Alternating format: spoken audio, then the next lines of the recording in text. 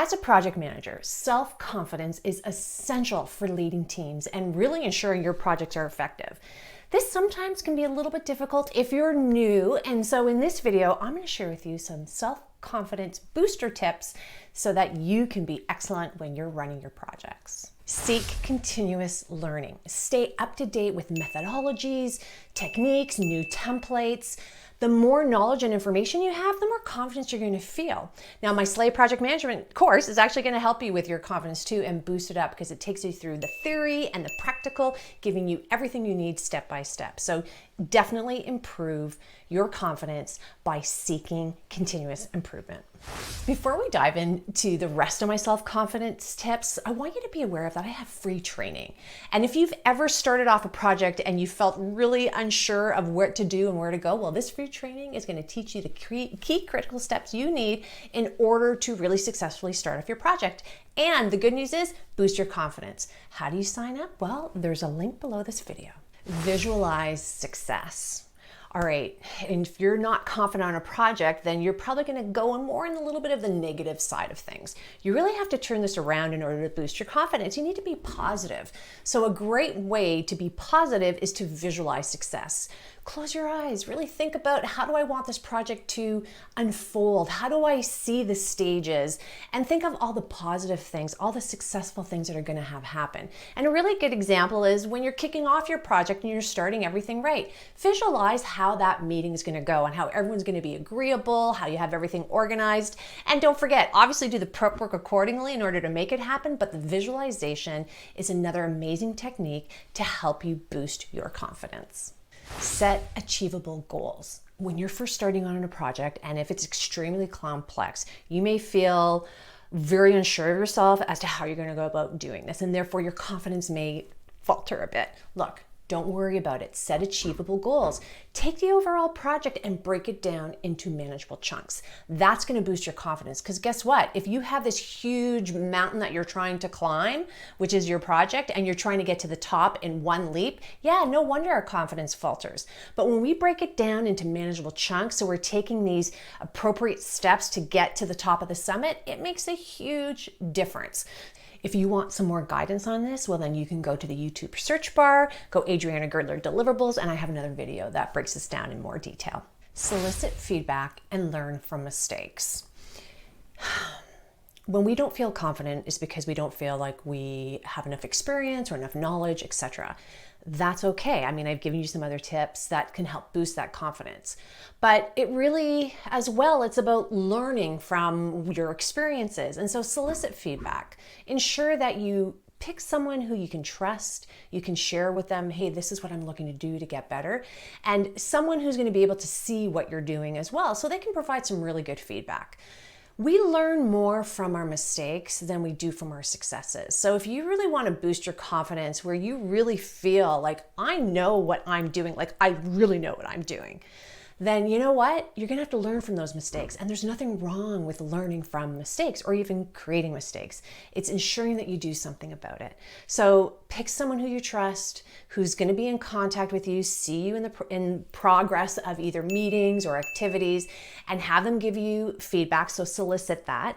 Sometimes as well, what I'll do with my team members, if I'm doing something brand new, okay, I'm doing a brainstorming session in my project and I want to ensure that we get this outcome that we're looking for, and I'm trying a new technique, I will tell my team, guys, this is brand new for me. I've never done this before. I'm going to try this new technique.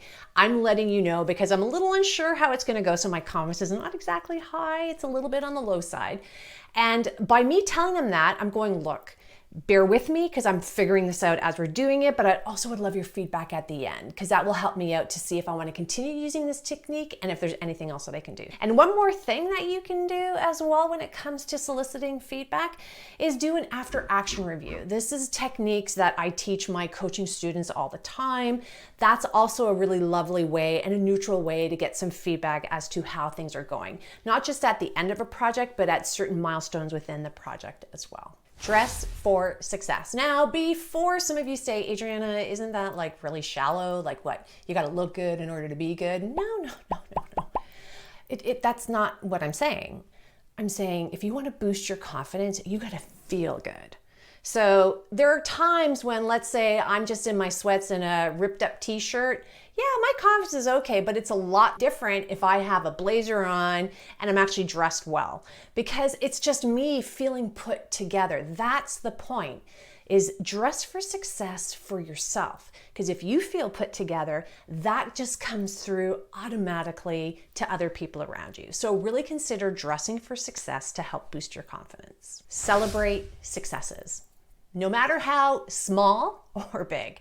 If you're in the journey of boosting your confidence and you want to feel confident all the time, then you really have to be reflective as to what am I doing? What have I done? And really take a look at your journey and take a look back in the rearview mirror. How did things go?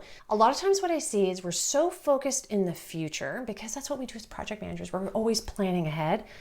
It's really easy to forget our past and the great work that we've done. So if we want to boost our confidence, part of that is reflection, is to take a look. Oh my gosh, look at all the things we've done. Wow, like look at all those, big steps that we've taken, and even the smaller ones too. When you start looking at that and even acknowledging it in the moment as well, then that has a huge impact on your confidence. I'm not saying that you need to give a first place ribbon to every single activity. It's really acknowledge that when things go well in the moment, take it for a win, because that win is going to give you that boost. And also don't forget to reflect on the past and continue all that great work of reflecting or looking towards the future. But again, to boost your confidence, celebrate those successes. Practice assertiveness and fake it till you make it. All right, you probably heard the fake it till you make it. Sometimes you got to put on the smile on the face and do your best to project that you got it.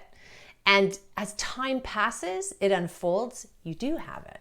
I have a really good example of this when I first started my organization, Cornerstone Dynamics, and it was the first project I got with a client, and I was in a big meeting. And again, projects I'm confident in, but then she was in marketing. She's like, Adriana, you're an amazing project manager and facilitator. I'd like for you to facilitate a brand planning session. And I was like, what?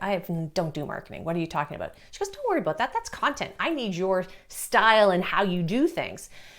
I will never forget it. I was nervous. I was like, I don't know what I'm doing here. I faked the confidence of the content. I also backed myself up by going, look, I need your help on this. And then I just went into the zone of knowing what I do well and executing on it. Because obviously she saw something. And through that, I got a lot more business because I was able to get past my fear and past the unconfidence feeling that I have. Sometimes our not being confident leads to us saying no to stuff. So boosting your confidence is not just about yourself as a project manager, but maybe opening yourself up to new opportunities and new projects that you normally wouldn't say or have said yes to. So that fake it till you make it is really important. And then boosting your assertiveness is also in conjunction with that. It is not about being assertive in a negative way where you're railroading over people. It's being assertive by going, I have this knowledge and I understand what's happening, and I'm going to ensure that we're following the process that I put forth in place without having people kind of railroad over you. So that assertiveness is also going to be part and parcel with the fake it till you make it. Take calculated risks. You need to step out of your comfort zone if you're going to boost your confidence. Because if you stay in your comfort zone, then your confidence is going to stay there as well. But if you really want to boost your confidence and feel like, wow, this is amazing, I really know what I'm doing, then you got to step out of that comfort zone. So it becomes an interesting dilemma because it's like, well, I don't want to step out of what I'm doing because it feels safe, but I need to boost my confidence. So that's why you do it in a calculated way, in a positively calculated way. So here's a really good starting point. I teach all my students in Slay Project Management, the online course, as well as my coaching students, is one of the things I say, and this is a calculated risk, is with your charter, get everyone to sign it. And for a lot of people, that is really out of their comfort zone. What do you mean I need to get everybody to sign it? I need to get the sponsor and steering committee, all these senior executive people to sign it. I need to get my team members to sign it. But my team members or the people in an organization, they're gonna balk at that. Here's a great calculated positive risk that you can take by moving forward, to get everyone to sign it. Why? Why is this so important in boosting your confidence? Well, let me tell you why it's so important to boost your confidence. Because asking people to sign something for the very first time when you haven't done it, it's not fun. It's scary because are people going to say no? How are you going to reply to it? But just go forward, get it done. And the calculated risk here is once you get everyone's signature and something comes to fruition down the road where you have to call people and make them accountable, you now have this document which is signed that's only going to help your project. So it's a calculated risk. And yes, it's out of your comfort zone, but it's just going to project it because now you have these really good signed documents that you're like, wow, my confidence is boosting because I now have the ability to get back on track and call people out in a professional way and make them accountable. Those are all very positive things. Don't forget to save your seat on my free training. The link is below this video. It's only going to help boost your confidence. Building strong relationships with your team is also going to help boost your confidence. So watch this next video. On that note, if you found the content in this video helpful, please give it a thumbs up. Consider subscribing to this community, and I'll see you at the next video.